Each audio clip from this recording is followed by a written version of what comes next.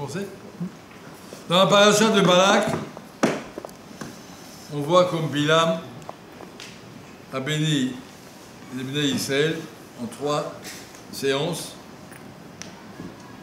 La Gemara nous dit que les brachot sont tellement fortes et impressionnantes qu'on voulait les dire tous les matins dans le Shema. Ça représente la force du Am Israël telle qu'elle a été reconnue par le plus grand philosophe du monde, comme ça la Gemara dit. Bilam était un très grand savant. Yodé Adat Elion, l'Okam Israël que Moshe au niveau de la connaissance théologique et philosophique, Bilam était très très grand. Et ces brachot, elles sont marquées, on devait les dire normalement tous les jours après le Shema. Les Rachamim nous ont dispensé. Mais en tout cas, voilà qu'est-ce qu'elles ont, ces 3 brachot, je vais vous les dire. Les premières brachot parlent de nos racines, Abraham, Isaac et Yaakov, d'où vient l'Am Israël, d'où vient sa force.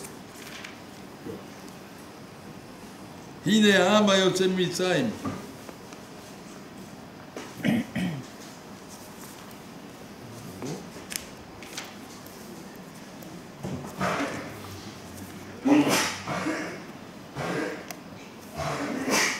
וישם בשלום ויאמר מה אקרוב לו כבוקל. Comment puis-je donner une klala à ceux que jamais Hachem n'a maudit. Ma ezom lo azam Hachem ki merosh surim erenu.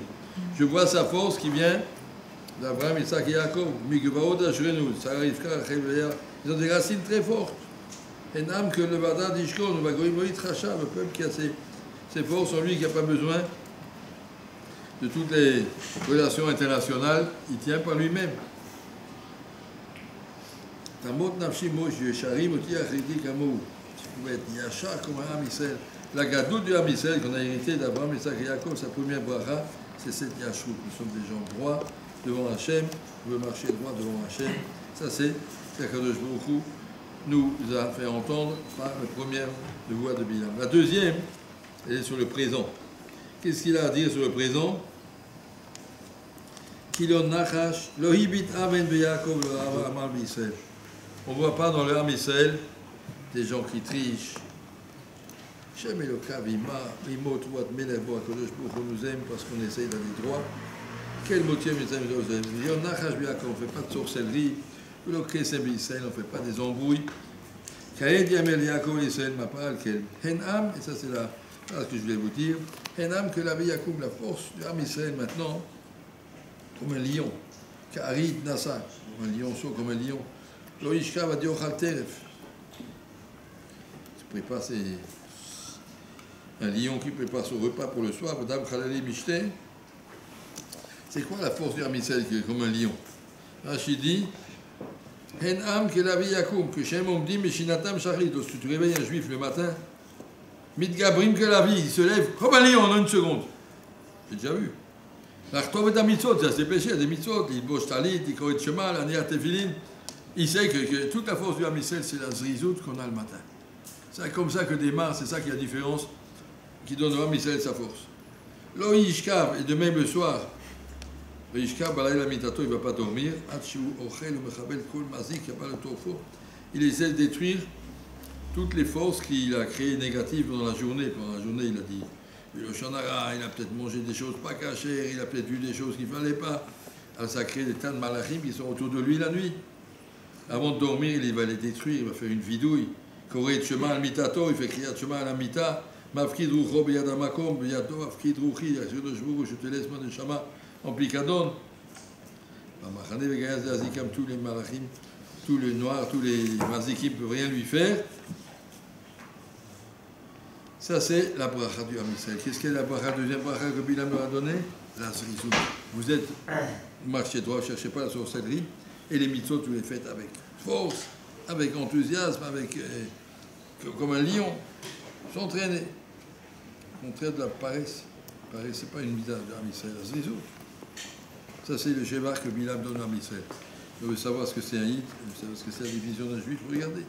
Quelqu'un qui se lève, dès qu'il peut, on y va, il y a une journée qui va se coucher le soir, il faut d'abord régler les problèmes de la journée avant de dormir. Faire une vidéo et faire une biado afkidouchi, donner ça de chaman, picadon, akadosh bourou, je te prie de me la garder, de me la rendre demain matin.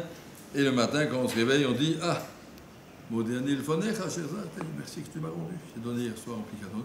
Merci que tu m'as rendu ma Neshama, elle est encore là.